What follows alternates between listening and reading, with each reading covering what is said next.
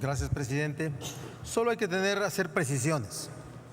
En julio de este año, el grupo de trabajo, sus conclusiones fueron hechas saber a través de la CONAVIM de que no procedía declarar la alerta de género en Puebla. Solamente que hay que tener la precisión de que a la fecha hay 86 casos de feminicidio en Puebla y 5 de ellos en el mes de septiembre. Entonces, simple y sencillamente hay que poder actualizar y ver si efectivamente las condiciones de seguridad de las mujeres están funcionando en el estado de Puebla. Yo veo que el exhorto debiera hacerse también a la Secretaría de Gobernación. La Comisión Nacional de Derechos Humanos emitió un voto particular, una opinión diferente a la que hizo el grupo de trabajo y informó la CONAVIM, donde la Comisión Nacional de Derechos Humanos establecía que sí debía haber sido procedente la solicitud de la declaratoria de alerta de género en Puebla. Entonces, yo me sumo al exhorto que hizo, al punto de acuerdo que hizo la senadora Lucero Saldaña, y con una adición, y es una adición que por escrito entrego a la mesa directiva para que en caso de ser procedente el exhorto sea no solo a la Comisión Nacional de Derechos Humanos, sino a la Comisión de Gobernación, para que en todo caso se forme un nuevo grupo de trabajo y determine las condiciones que existen en el estado de Puebla para determinar la alerta de género en esa entidad. Gracias a todos. Gracias, senador Barbosa. Ruego a la Secretaría consulte si se admite a discusión la solicitud del senador Barbosa. Consulto a la Asamblea en votación económica si es de aprobarse la propuesta presentada a discusión del senador Barbosa. Si se admite a discusión, quienes estén por la afirmativa, a favor de levantar la mano. Sí se admite a discusión, señor presidente. Ahora consulte la Secretaría si es de aprobarse. La adhesión. Consulto a la Asamblea en votación económica si es de aprobarse la adición hecha por el senador Miguel Barbosa Huerta. Quienes estén porque se apruebe, favor de levantar la mano. Quienes estén porque no se apruebe, favor de levantar la mano. Sí se aprueba, señor presidente. Gracias, secretaria. Ahora pondremos a votación en conjunto la propuesta realizada por la senadora Saldaña con la adhesión del senador Miguel Barbosa. Consulto a la Asamblea en votación económica si es de aprobarse la propuesta presentada por la senadora Lucero Saldaña y la adición del senador Miguel Barbosa. Quienes estén porque se apruebe, favor de levantar la mano. Quienes estén porque no se apruebe, favor de levantar la mano. Aprobada la propuesta, señor presidente. Gracias, señora secretaria. Aprobada la propuesta, comuníquese. Se concede ahora el uso de la palabra al senador Francisco Salvador López Brito, del Grupo Parlamentario del Partido Acción Nacional, para presentar un punto de acuerdo que exhorta a apoyar las acciones encaminadas a la adecuada detección, prevención y tratamiento de pacientes con alto riesgo cardiovascular. Tiene el uso de la tribuna el senador López Brito. Muchas gracias, presidente. Con su permiso, muy buenas tardes, compañeras y compañeros senadores. Antes de entrar en materia, quiero recordar desde esta tribuna a todos ustedes, amigas y amigos senadores, y a todo el pueblo de México, un día muy especial. Hoy se recuerda a nivel mundial la lucha contra el cáncer de mama. Espero que este día sirva de reflexión a todos, al sector gubernamental, a organismos de la sociedad civil en especial a todo el sector salud, pero desde luego muy específicamente a la mujer y desde luego a la mujer mexicana, para que se integren en todas las acciones de prevención, de detección temprana y de tratamiento de esta mortal neoplasia benigna. Nos sumamos pues en este día a todas las acciones en específico para la lucha contra el cáncer de mama. Presento también ante este pleno una propuesta de punto de acuerdo que exhorta respetuosamente a los titulares de la Secretaría de Salud, Secretaría de Economía y la Secretaría de Salud de las entidades federativas a apoyar las acciones encaminadas a una adecuada detección, prevención y tratamiento de un tema que lamentablemente causa más muertes que el cáncer de mama y que todas las neoplasias malignas juntas. Me refiero al problema de enfermedades cardiovasculares y en específico a lo que es pues detección, prevención y tratamiento de pacientes con alto riesgo cardiovascular. Quiero compartir con ustedes que la información de que las enfermedades cardiovasculares pueden manifestarse de muchas formas: la hipertensión o presión arterial alta, la enfermedad coronaria, enfermedad valvular, accidente cerebrovascular, arritmias, entre otras. Las enfermedades cardiovasculares son la primera causa de muerte a nivel mundial, de acuerdo con la Organización Mundial de la Salud.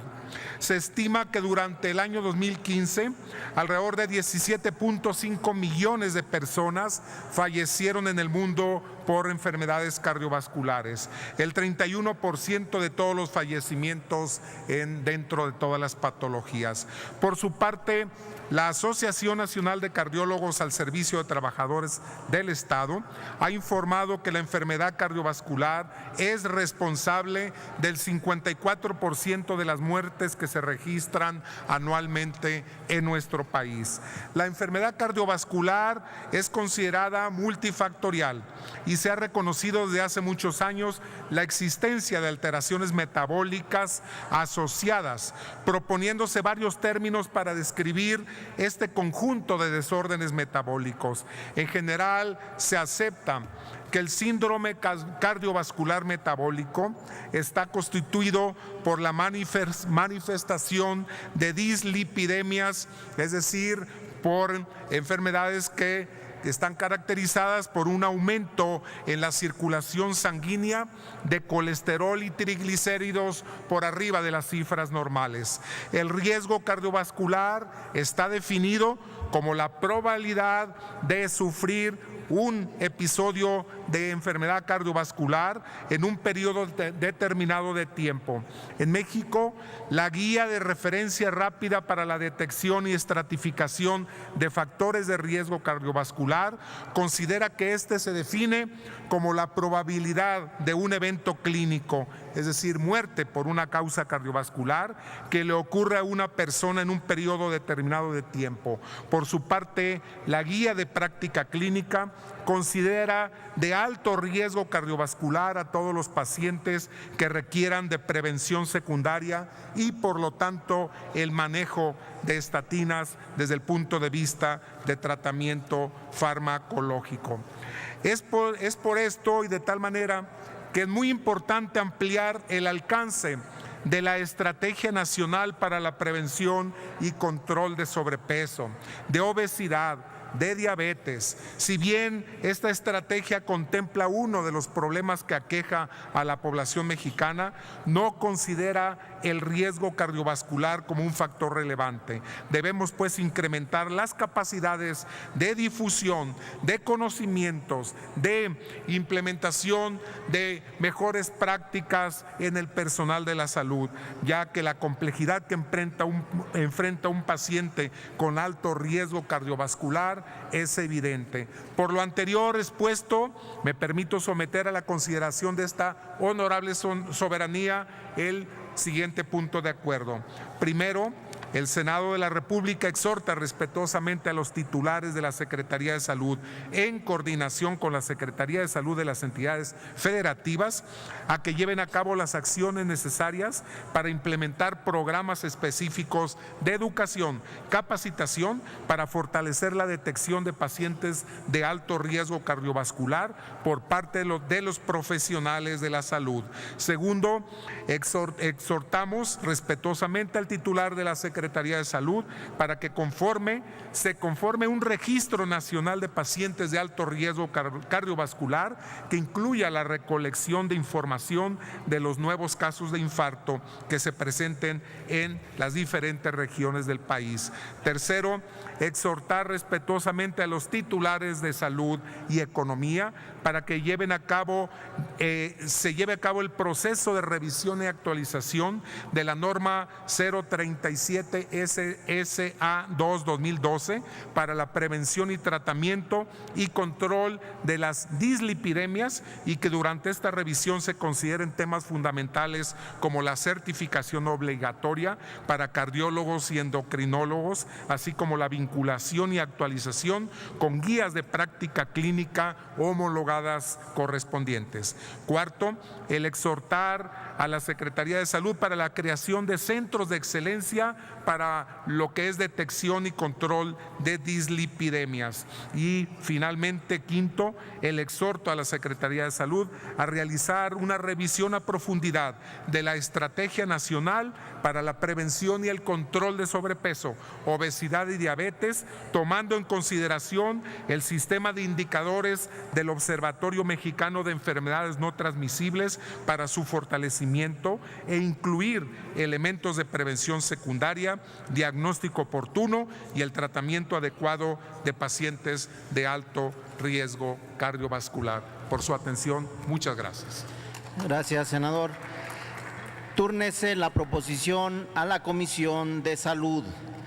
Tiene ahora sonido en el escaño de la senadora Dolores Padierna. Gracias, presidente. Me preocupa el tiempo y que en toda esta mañana no hemos emitido un minuto de silencio por las personas fallecidas a causa del terremoto del pasado 19 de septiembre. Hoy es 19 de octubre, hace un mes, si usted lo admitiera y permitiera que yo diera unas palabras, lo pongo a su consideración. Muchas gracias. ¿Quiere hacer uso de la tribuna, senadora? ¿O desde su escaño? Adelante, senadora.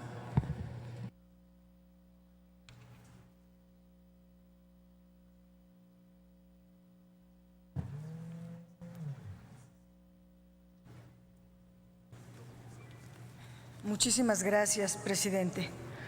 A un mes de los sismos del 7 y 19 de septiembre que afectaron a la Ciudad de México, a comunidades de Oaxaca, Morelos, Puebla, Chiapas y varios municipios de otros estados, observamos que persiste la opacidad, la falta de información y de rendición de cuentas, tanto de autoridades capitalinas como estatales y federales. Hasta ahora se desconocen los datos precisos de la historia, los registros de quienes construyeron los edificios dañados, colapsados o afectados.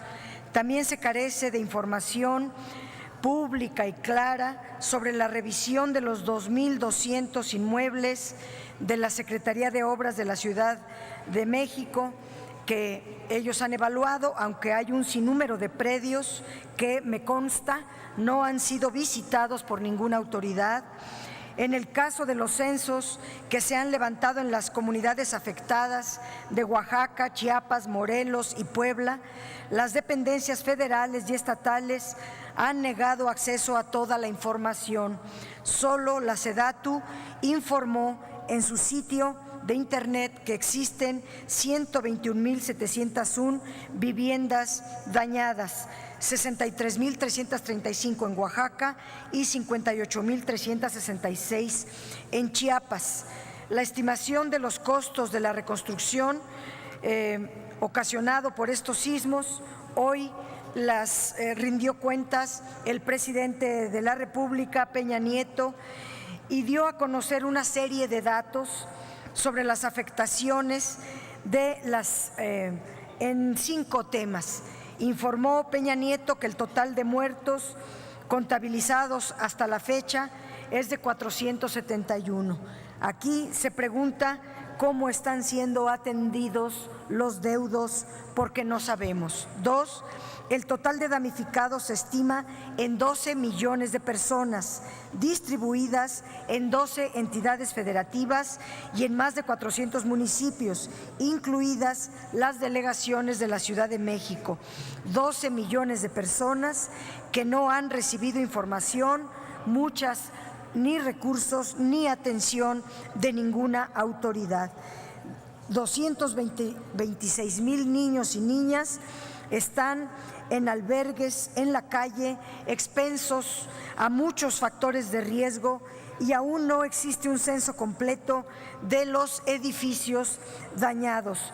Todo lo que hemos podido saber sobre programas o posibles vías de solución a todas estas personas afectadas ha sido en medio de la opacidad, del sigilo o la desinformación.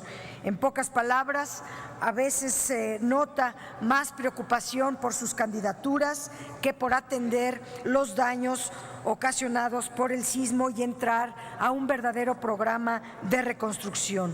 3, se calcula que hay 181,000 viviendas afectadas, de las cuales 51,000 tienen un daño total. El total de escuelas afectadas fue de 16,136 y los inmuebles históricos con un valor cultural dañados son 1,821, de los cuales 242 tienen daños severos. Todos esos datos los dio el presidente de la República, pero faltaría conocer otros daños como la infraestructura dañada en salud, agua potable y drenaje, carreteras, caminos rurales y comercios. Asimismo, a las personas que perdieron sus fuentes de ingresos, que son muchísimas.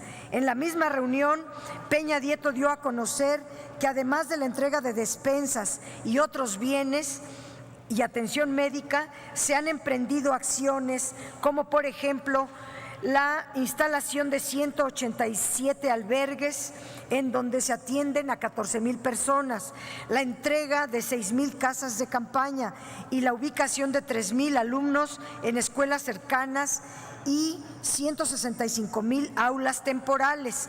Como puede verse, estas acciones no son de reconstrucción, sino para atender la emergencia. La gente sigue igual que hace un mes, que el 19 de septiembre. En muchos predios no hay peritajes a las viviendas y ahí siguen muchas caídas sin que nadie haga un peritaje. Se deben de demoler muchas de ellas, prevalece el riesgo y por el tiempo diría yo en síntesis que no hay un programa de reconstrucción. Rechazamos tajantemente el bono cupón cero que pretende aplicarse en la Ciudad de México, además de toda la tragedia que están viviendo las familias, se les pretende endeudar a 20 años.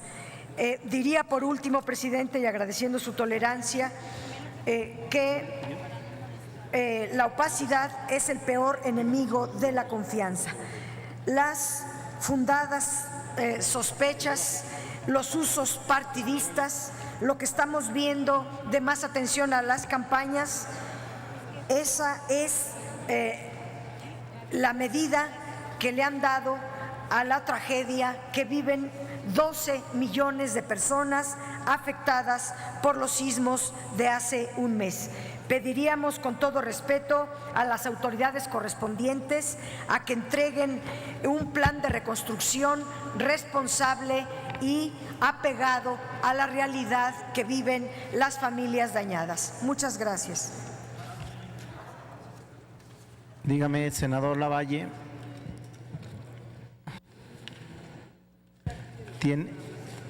Tiene la palabra el senador Lavalle. Senadora Sonido en el escaño de la senadora Araujo. Presidente, para solicitarle, hay 3 puntos de acuerdo de la Comisión de Protección Civil enlistados en el orden del día. Considero que la mejor manera de dar un mensaje hoy que estamos hablando después de un mes de estos trágicos acontecimientos, que darles respuesta y resultados a los mexicanos. Estos 3 puntos de acuerdo yo pediría que por favor se votaran hoy mismo.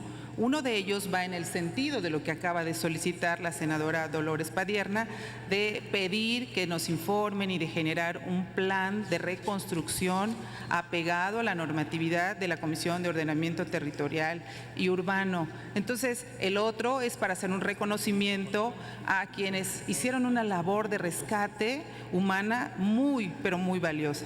Y el tercero va encaminado a otro tema que ayer este Senado atendió, que es solicitar atentamente nos informen sobre lo que se ha investigado y sobre los sucesos específicamente en el colegio Repsamen. Y yo creo que los 3 nos apuramos en la comisión a sacarlos, los hicimos, y la mejor manera, considero, que pudiéramos hoy es darle una respuesta, resultado, y pedirle a todos mis compañeros, si me lo permiten, que sean votados hoy estos 3 puntos de acuerdo. Fueron aprobados por unanimidad en la comisión, donde estamos representados todos los grupos parlamentarios. Es cuanto. Gracias, senadora. Ya pasamos el apartado de dictámenes, pero esta presidencia toma nota de su petición.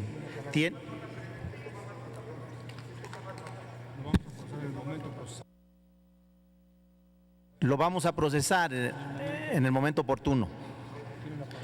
Tiene sonido en el escaño de la senadora Lisbeth. Gracias, presidente. En el mismo sentido, qué mejor forma de que podamos como legisladores y legisladoras, sobre todo aquellos que hemos tenido en el caso de Morelos, una situación muy difícil que nos apremia y que necesitamos respuestas urgentes. Yo tengo varios puntos de acuerdo en el mismo sentido de apoyo a Morelos y a todas las entidades federativas que tuvieron estas afectaciones. Creo que es importante, yo exhorto a las comisiones que han sido llamadas para atender estos puntos de acuerdo que se dictaminen lo más pronto posible, y los que ya tienen dictamen, como el caso de la senadora Angélica Araujo, pues que se pueda hacer incluso en el mismo día. Muchas gracias. Gracias, senadora. Esta mesa toma nota de su petición. Tiene ahora el uso de la voz el senador Lavalle.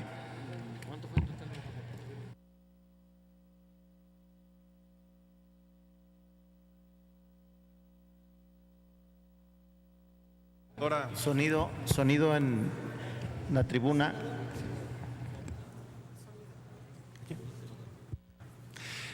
¿Ya se escucha?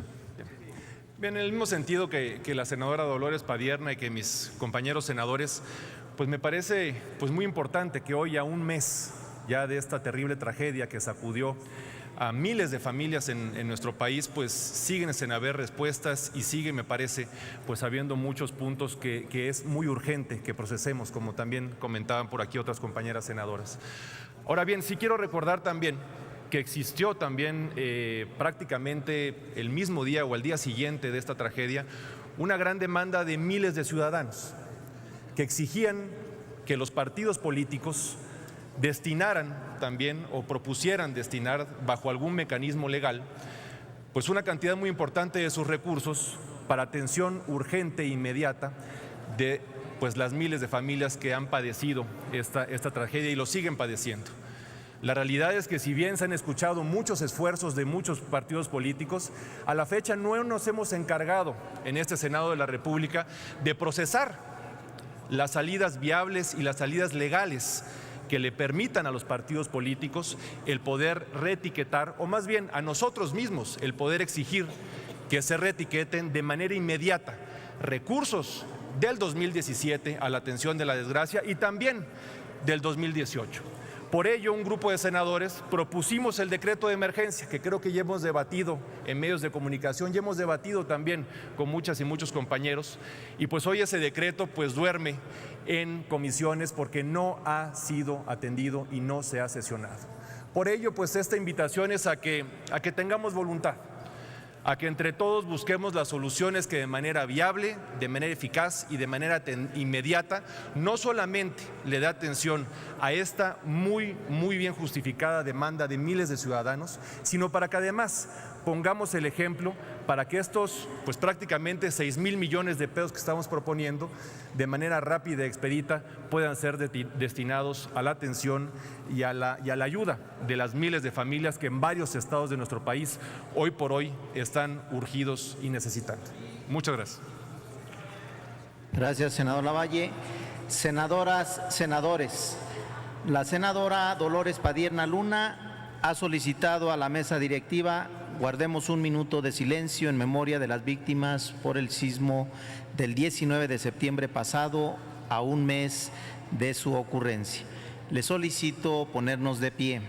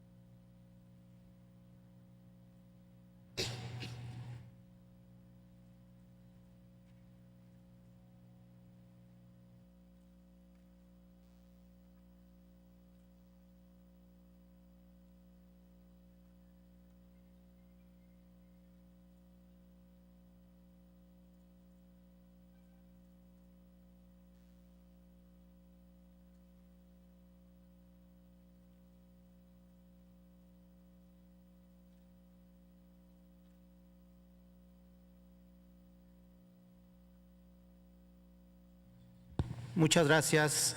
Favor de tomar asiento.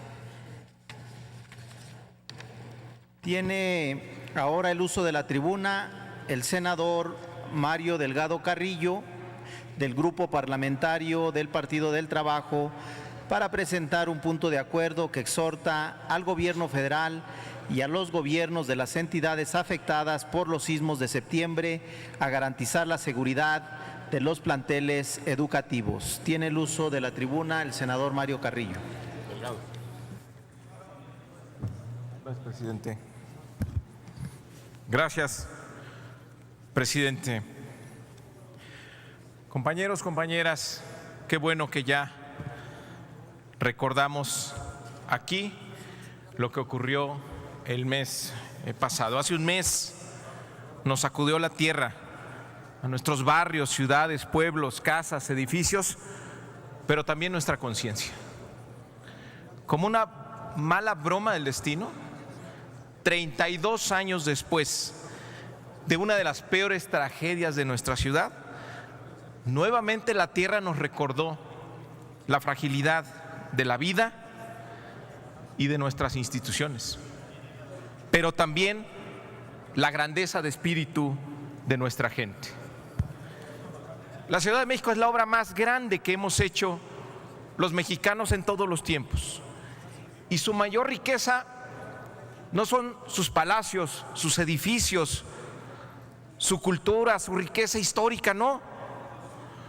Lo que la vuelve única en el mundo es la solidaridad, la valentía y la generosidad de su gente. Somos más fuertes que cualquier fuerza de la naturaleza. Por eso seguimos aquí, por eso somos mexicanos. Si la sociedad se organizó en minutos para sacudirse los escombros de encima y rescatar a cientos de sobrevivientes, a un mes de distancia, todavía vemos a un gobierno de la ciudad como un edificio viejo, empolvado y con daño estructural, incapaz de establecer una serie de acciones que atiendan a todos, incapaz de tener un liderazgo que guíe la enorme energía social de participación ciudadana librada por el sismo, y que tengamos un plan de reconstrucción integral que le devuelva la esperanza a todos. El día de hoy, en todos los lugares donde hubo edificios dañados o caídos, se realizan homenajes. El dolor, las lágrimas y el miedo no se han ido. Aún no se secan las flores que recuerdan a los fallecidos. Por eso sorprende que en medio del duelo, la declaración de hoy del jefe de gobierno es que el sismo no le quitó su frívola ambición política. Parece que el sismo enterró en él, eso sí, todo sentido de solidaridad y responsabilidad con sus gobernados. El sismo sí le quitó la tranquilidad, el trabajo, la vivienda, su patrimonio y la esperanza a miles de capitalinos, y le quitó la vida a 228 de ellos. Los puños en alto que hoy se levantan en silencio pronto se multiplicarán e irrumpirán en un grito exigiendo justicia y un gobierno sensible, solidario, eficaz y transparente. Si ya se quiere ir, pues ya váyase, pero se va a llevar el resto de su vida el dolor en la gente de su indolencia. Hay mucho por hacer y es lo que exigimos hoy. Por ejemplo, lo más urgente, devolverle la tranquilidad a la gente. Hay muchas casas, edificios, escuelas que no se han revisado o no se sabe si la revisión que se hizo tuvo la suficiente calidad para devolverles la tranquilidad. Es angustiosa la espera de los DROs que no llegan. Urge que se vuelvan públicos todos los dictámenes. Es la única manera de proteger a la gente. Que se sepa cuáles se han revisado, qué protocolo se siguió, quién firma ese dictamen y qué autoridad lo respalda. Es la única manera de devolverle la tranquilidad a todos. Deben ser públicos.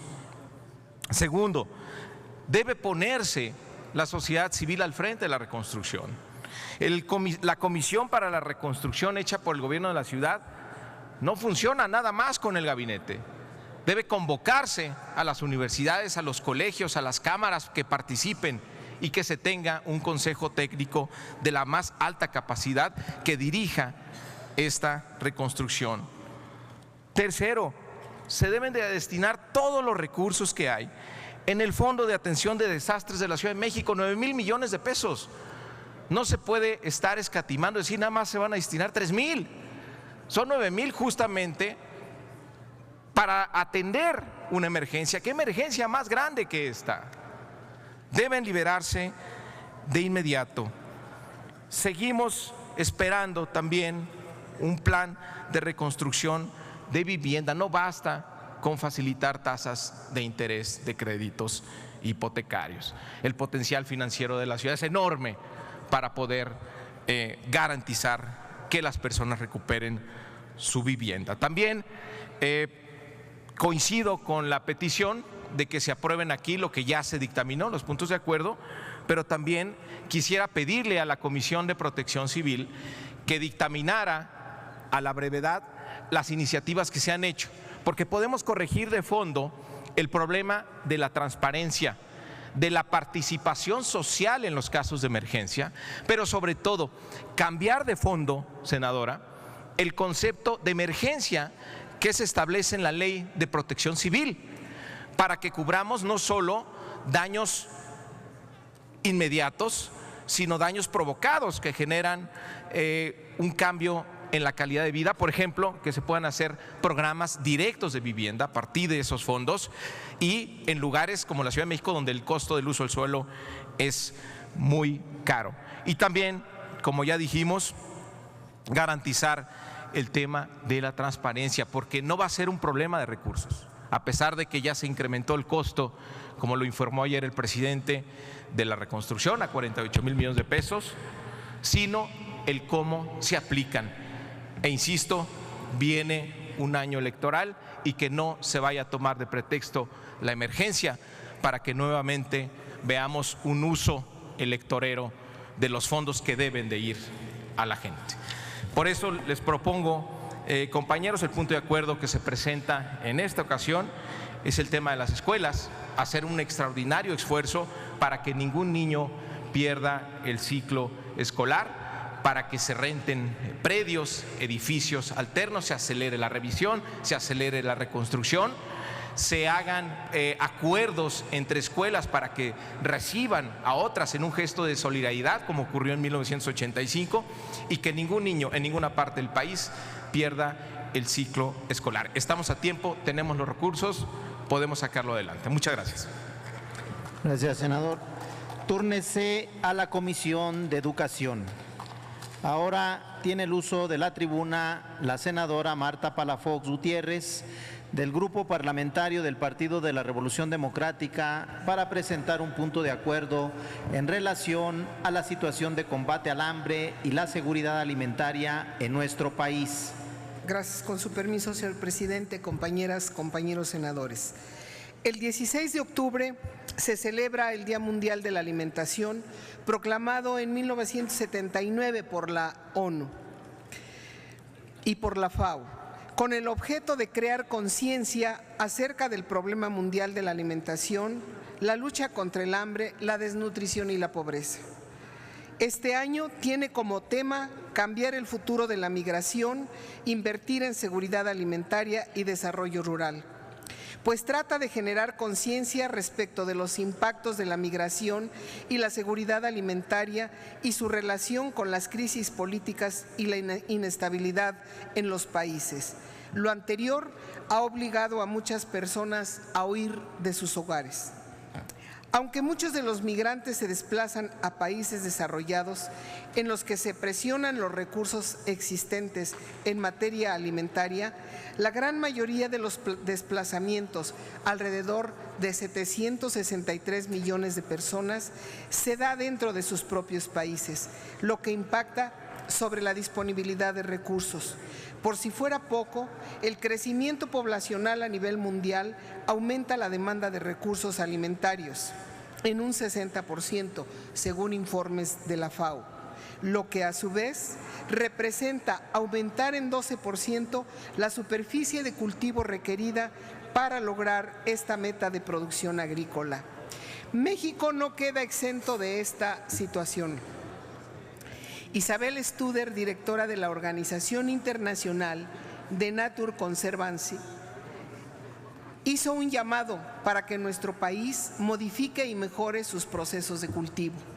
El reto se encuentra principalmente en mejorar la actividad de los pequeños productores. Sin embargo, las instituciones públicas responsables de la revisión de los esquemas de otorgamiento de subsidios a su cargo no parten de la planeación para conservar la tierra y mejorar la productividad. Al contrario, las políticas públicas se encuentran desarticuladas.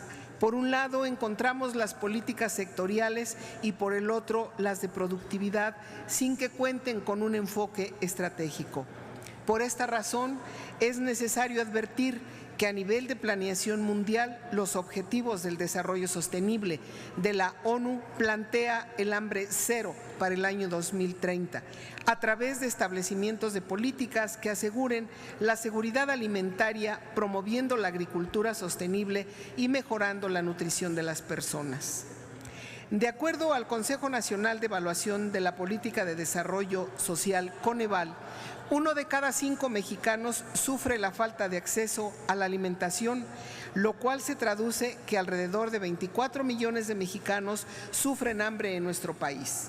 Asimismo, de acuerdo al Índice Global de Seguridad Alimentaria, elaborado por el diario The Economist, nuestro país cayó 4 lugares en el ranking mundial al pasar del puesto 39 en 2016 al 43 en 2017, con una puntuación de 65.8 sobre 100. Además, en México se desperdicia el 37% de los alimentos que se producen, es decir, que cada año 10.431.000 toneladas de alimento son desperdiciadas. Necesitamos implementar políticas enfocadas al mejoramiento de las formas de producción de alimentos, volviéndolas sustentables en lo posible y limpias. De esta manera será posible erradicar en el mediano plazo los altos índices de hambre que lamentablemente se tienen en nuestro país. Estas políticas deben ir orientadas a fortalecer el campo mexicano y desarrollar en las áreas rurales para reducir el número de personas del campo que migran a otras zonas en busca de mejores condiciones de vida. La planeación y ejecución de este tipo de políticas está a cargo de la Zagarpa, a cargo de la Sedesol. El primero en el proyecto de seguridad alimentaria para zonas rurales, PESA, y en el segundo, buscando su desarrollo en las comunidades rurales de muy alta marginación, promoviendo la integración al sector productivo y a la generación de recursos. Y por el otro, la Secretaría de Desarrollo Social implementó la Cruzada contra el Hambre, dirigida especialmente a atender el problema de la pobreza alimentaria. Estas dos acciones con objetivos específicos en común deberían ser cero hambre a partir de una alimentación y nutrición adecuada a la población en extrema pobreza y con carencia alimentaria severa, eliminación de la desnutrición infantil aguda y mejoramiento de los indicadores de crecimiento de niños, niñas en la primera infancia y aumento de la producción y, en su caso, del ingreso de los productores agrícolas de menor escala. Sin embargo, estas acciones no han permitido revertir la situación del problema del hambre en México.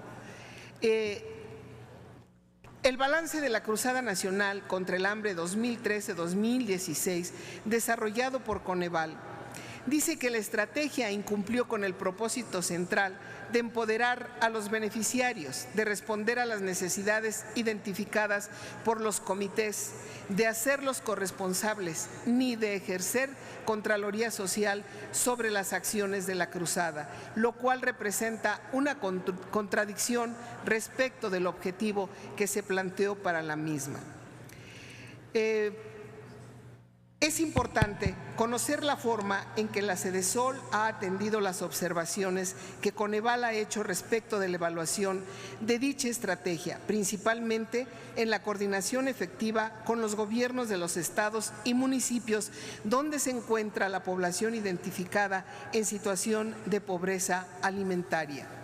Por todo lo anteriormente expuesto y fundado, someto a la consideración de esta soberanía el siguiente punto de acuerdo. Primero, el Senado de la República exhorte al titular de la Secretaría de Desarrollo Social a remitir un informe a esta soberanía respecto de la atención a las observaciones del Consejo Nacional de Evaluación de la Política de Desarrollo Social a la Cruzada Nacional contra el Hambre 2013-2016. Segundo, el Senado de la República exhorta al titular de la Secretaría de Agricultura, Ganadería, Desarrollo Rural, Pesca y Alimentación a remitir a esta soberanía un informe sobre el desarrollo del proyecto de seguridad alimentaria para zonas rurales, precisando el avance en el cumplimiento de los objetivos en materia de seguridad alimentaria que se ha alcanzado.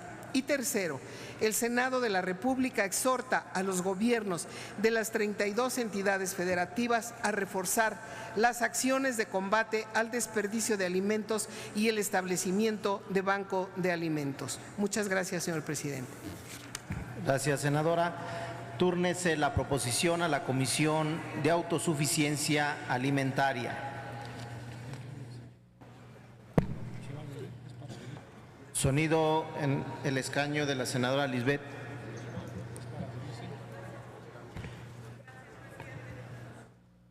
Gracias, presidente.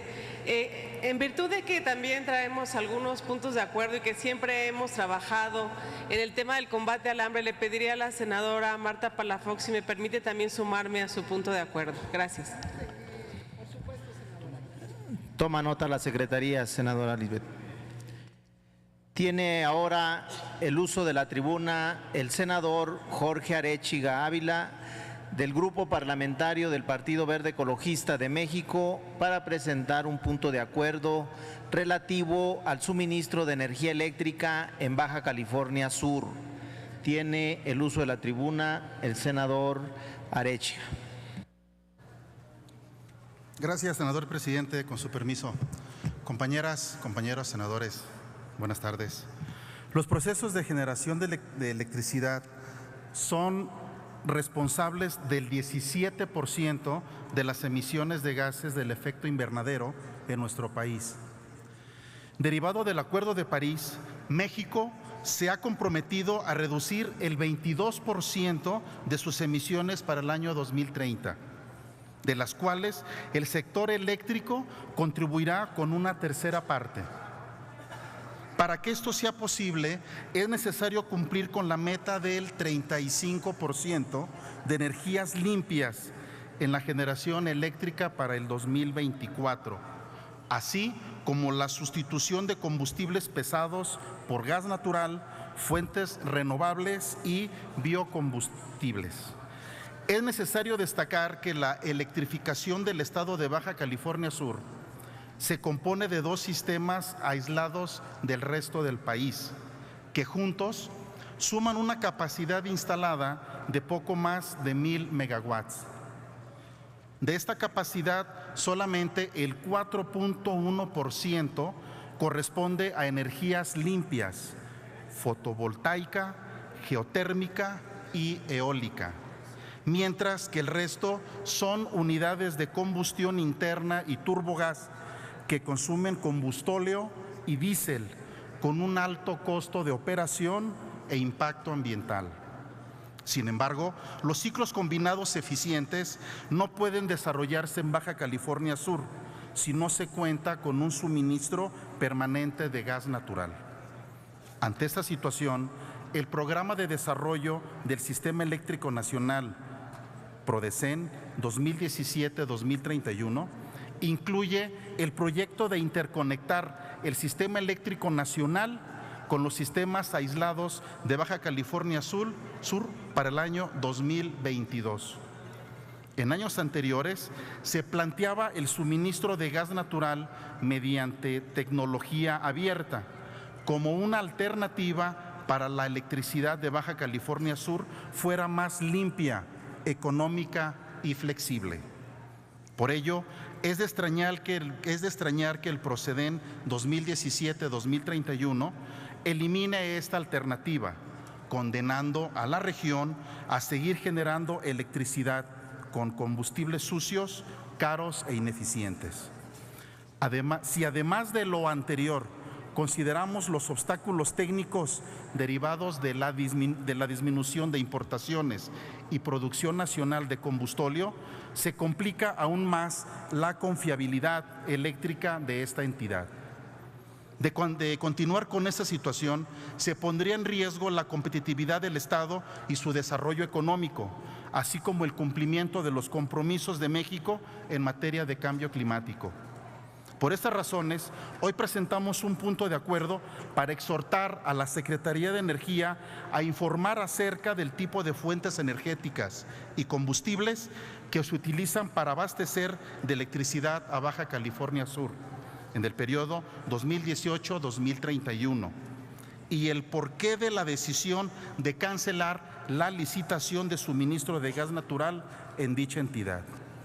Esta información permitirá al Senado contar con fundamentos suficientes para saber si las políticas energéticas aplicadas en Baja California Sur favorecen la confiabilidad eléctrica y el cumplimiento de los compromisos ambientales o, en caso contrario, impulsar las acciones procedentes. Es cuanto, senador presidente. Gracias, senador. Túrnese a la Comisión de Energía. A petición de la senadora Angélica Araujo Lara, presidenta de la Comisión de Protección Civil, daremos trámite a los 3 dictámenes de la comisión que contiene puntos de acuerdo, todos estos publicados en la Gaceta de hoy. Solicito a la Secretaría de lectura a sus resolutivos. Doy lectura al resolutivo. Único, el Senado de la República agradece y hace un reconocimiento público a todas aquellas personas e instituciones nacionales y extranjeras que hacen posible las acciones de salvamento y rescate de personas a través de los denominados binomios caninos, mediante su entrenamiento como perros de rescate, su relación de confianza y empatía. Doy lectura a los resolutivos del segundo dictamen.